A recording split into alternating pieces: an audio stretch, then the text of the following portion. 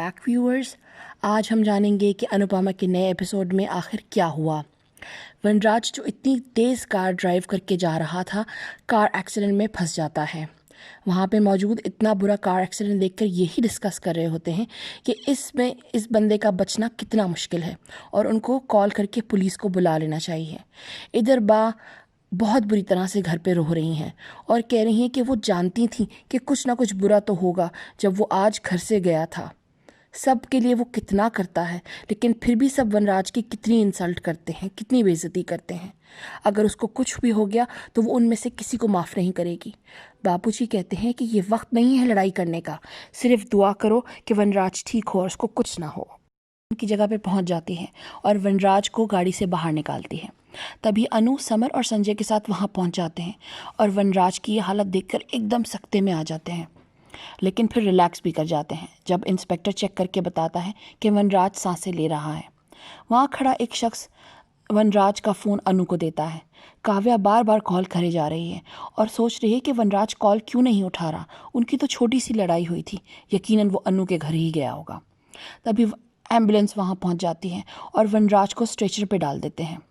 अनु का पल्लू स्ट्रेचर से अटक जाता है और वो भी इसीलिए साथ साथ चलने लगती है। तभी वार्ड बॉय कहता है कि एम्बुलेंस में सिर्फ एक ही शख्स जा सकता है। समर कहता है कि वो जाएगा। संजय कहता है कि वहाँ पे लीगल फॉर्मेलिटीज़ कंप्लीट करनी होंगी, तो उनको चाहिए कि वो एम्बुलेंस में चला जाए और समर अनु को लेके बाइक पर। अनु एम्बुलेंस में चढ़ के बैठ जाती है। इंस्पेक्टर कहता है ये लोग हैं कौन?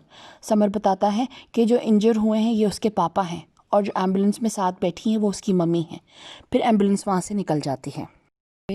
पाखी बहुत बुरी तरह से रो रही होती है और वनराज को और उसकी बातों को याद कर रही होती है। बा उसको तसल्ली देती हैं और कहती हैं कि ये सारा एक्सीडेंट हुआ ही काव्या की वजह से है।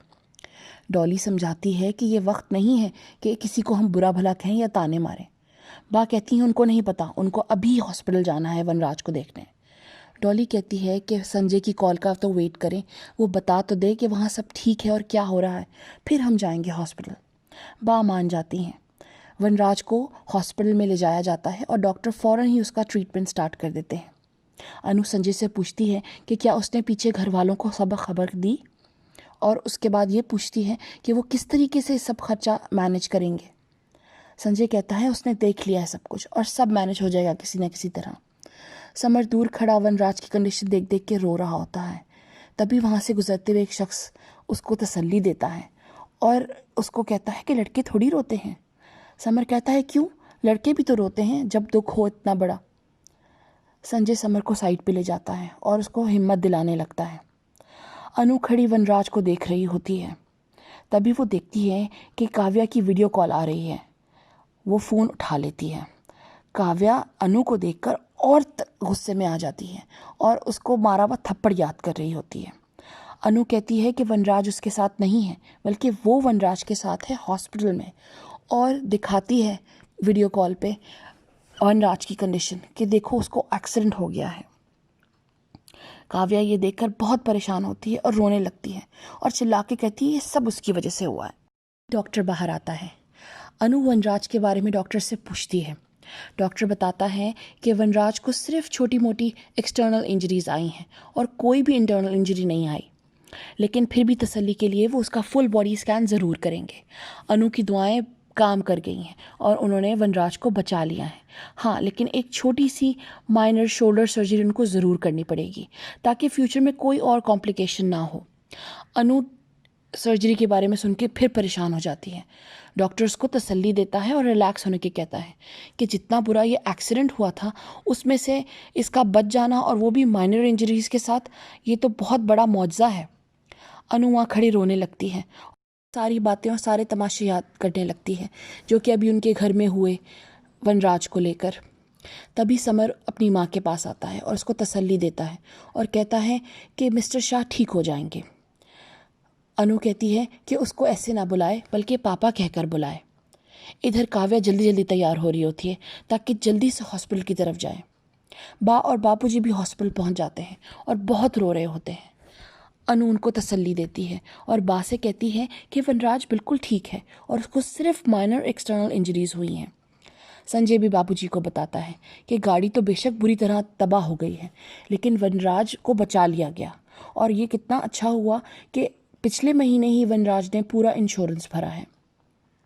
अनु बा से कहती है कि डॉक्टर ने अभी बताया कि उसको कोई इंटरनल इंजरी नहीं आई। अनु से पूछती हैं कि वनराज की दिल की इंजरी का क्या, जो कि अनु ने उसको दी है।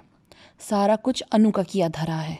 अगर वो वनराज को उसके बेटे की शादी में बैठने देती, सारे रस्म व रिवाज पूरे करने देती और इतना बड़ा तमाशा ना करती, तो उनका बेटा इतनी परेशानी में गाड़ी ना चलाता और उसका एक्सीडेंट भी ना होता। और वो काव्या, वो भी इस सब की जिम्मेदार है। अनु तभी देखती है कि काव्या उनकी तरफ आ रही है। काव्या रोते रोते अनु के गले लग जाती है और पूछती है कि उसका वी कैसा है, वो ठीक है ना। अनु कहती है कि वो बिल्कुल ठीक है। काव्या कहती है थैंक गॉड उसका वी बिल्कुल ठीक है। ये सब देख और सुन बा को गुस्सा आ जाता है और पूछती है कि उसकी हिम्मत कैसी हुई कि वो यहाँ आ जाए और बार बार वो क्या ये उसका वी बोले जा रही है। क्या उसने जहेज़ में उसको ख़रीद लिया है और वो ये बर्दाश्त नहीं कर सकती, और क्यों वो उसका पूरा नाम नहीं ले रही। अनु कहती है कि ये हॉस्पिटल है और यहाँ कोई लड़ाई ना करे। बा अनु और काव्या दोनों को वनराज की कंडीशन का जिम्मेदार ठहरा देती हैं। व्यूअर्स, आइए साथ मिलकर जानते हैं कि अनुपमा की नेक्स्ट एपिसोड में क्या धमाकेदार होने वाला है। काव्या वहाँ सबसे कहती है कि वो वनराज को छोड़कर कहीं नहीं जाने वाली। तभी बा घसीटते हुए उसको साइड पे ले जाती हैं। वनराज की तबीयत और ज़्यादा ख़राब होने लगती है और डॉक्टर फ़ौरन ऑपरेशन थिएटर में ले जाते हैं उसको।